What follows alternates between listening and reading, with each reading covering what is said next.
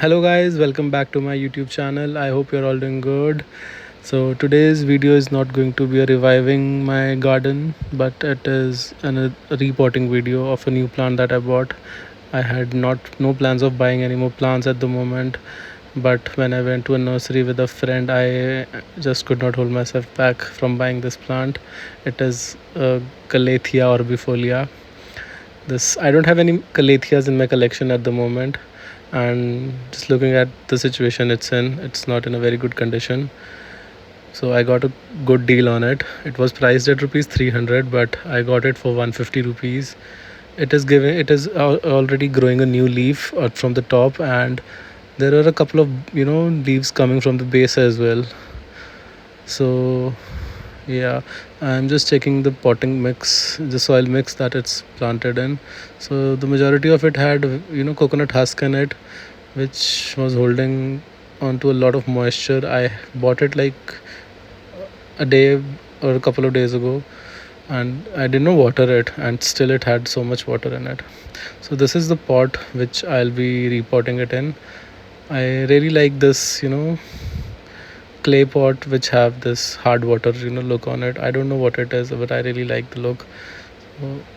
So we'll be repotting it in this size. This is not a size, this is going to be a little bit of a smaller size than it's already in a container, but I'll go with it. Let's just make a soil mix for it, because I really don't want to use the same soil media. So we'll create a soil mix which has good drainage and which will hold a little bit of moisture, not as much, but just a little bit, because calatheas do like to have moisture in the soil. They don't want to be in standstill water, but a little bit of moisture is appreciated by calatheas, and humidity is what they want. So they really flourish in humidity. So I've added a little bit of garden mix, just simple garden soil, and now I'm adding pumice rocks in it. So it will help with the drainage and will not hold as much moisture. So good draining soil which tends to retain a little bit of moisture for some time. I think that is what they really like. Next, I'm going to add in perlite now, like 2 parts of perlite.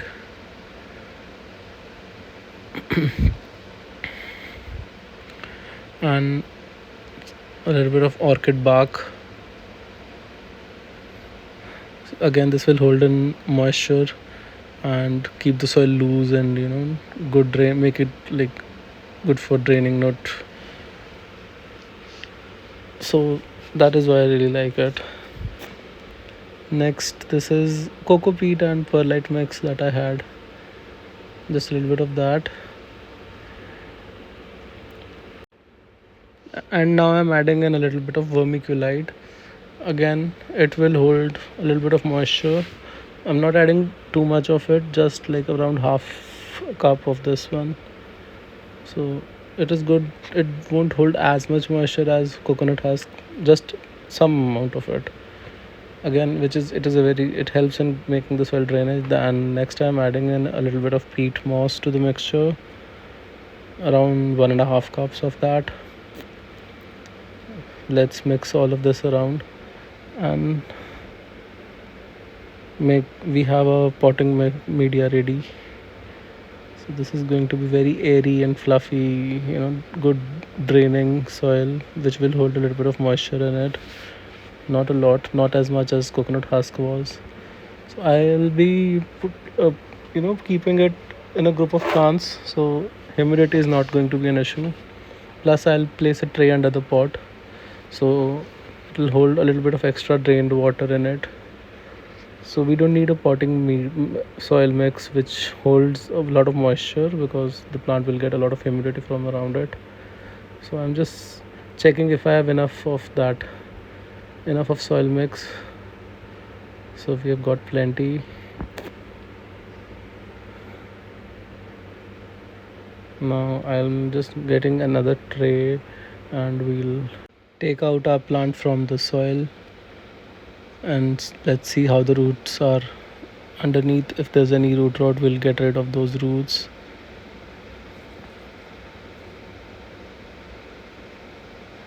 I think I've had calatheas before. They've not survived. I've not had, any much success with them. I've had other calatheas, but especially orbifolia, I don't think I've had any success. But still, me being me, I just wanted to try my luck once again. So they had good root nodes and structure. I The soil is very loose, but it tends to hold on to a lot of moisture, and I don't want to risk it and get root rot. So I'm just trying to get rid of all the soil mix.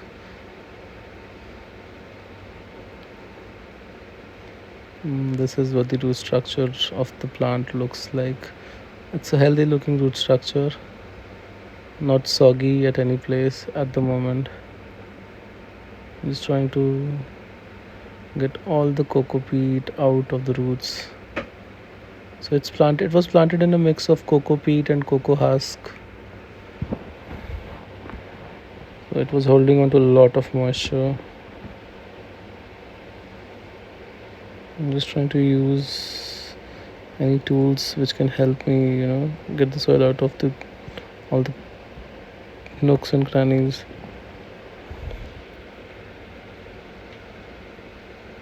I'm trying to be as gentle as I can. I don't want to damage any roots. A little of shaking and I'm quite happy with how the roots are growing.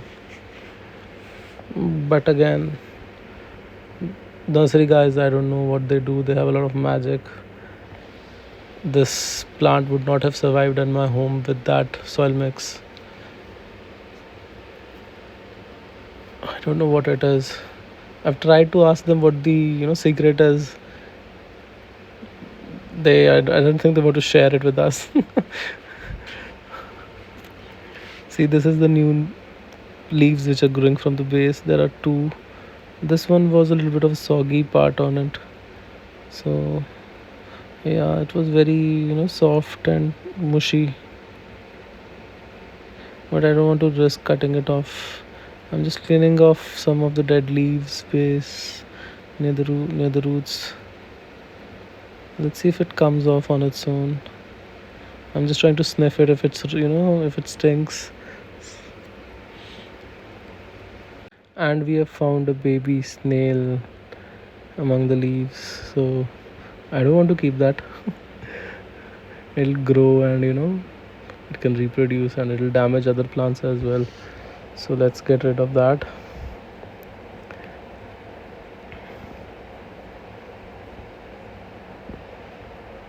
Let's just try and get as much soil that's still sticking to the roots.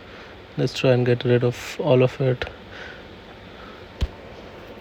There are few chunks of coconut husk still latching to the roots.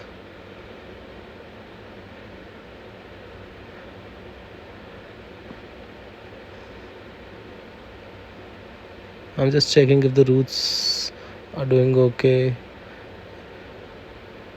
See, it's very this coconut husk mix is like very in the roots.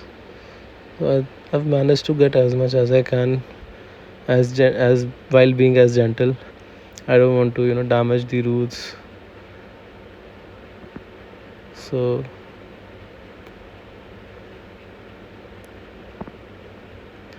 let's repot it now. Here we have our pot and the soil mix that we prepared earlier. I'm putting in a little bit of leca balls at the base because the drainage hole is big one. So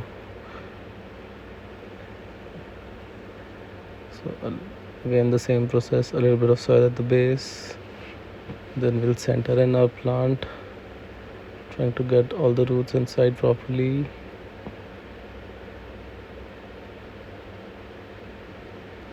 I think I added a little bit too much. Let's take a little bit of the soil mix out.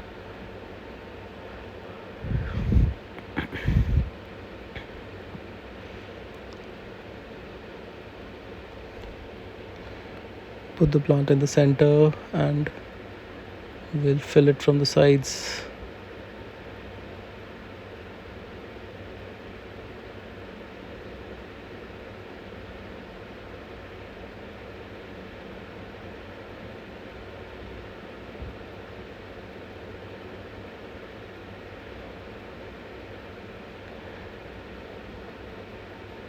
Make sure that you're covering all the roots properly. Shake the pot if you have to.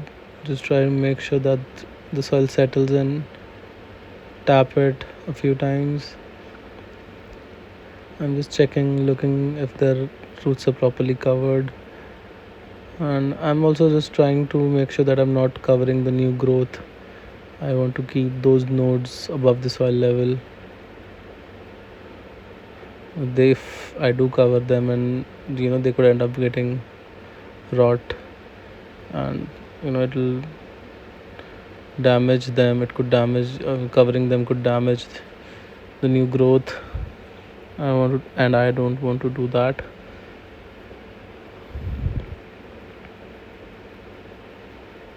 I'm just looking for something which I can use to just press the soil a little bit, and I've found my mother's old knitting pen, and I'm just pressing the soil gently with that, just trying to settle it and get it in between the roots properly. You can use anything, but it should not be pointed. It should not be able to poke the root. You might end up damaging the roots. So gently press it and tap the pot a few times. The soil settles and you can add a little bit more, because once you'll water it and you've not compressed the soil level will go down drastically. Whereas if you compact it and get the air pockets out before watering it, you won't have to add soil again, as much soil. You could still end up having to add a little bit more, but not as much if you don't compress the soil. So here I'm just still again checking that the new growth is not covered in the soil mix, and I think we're done with the repotting. I hope this is a good soil mix for this one. It's going to be an experiment. Let's see. You can see the new growths which are coming. They're quite above the soil level.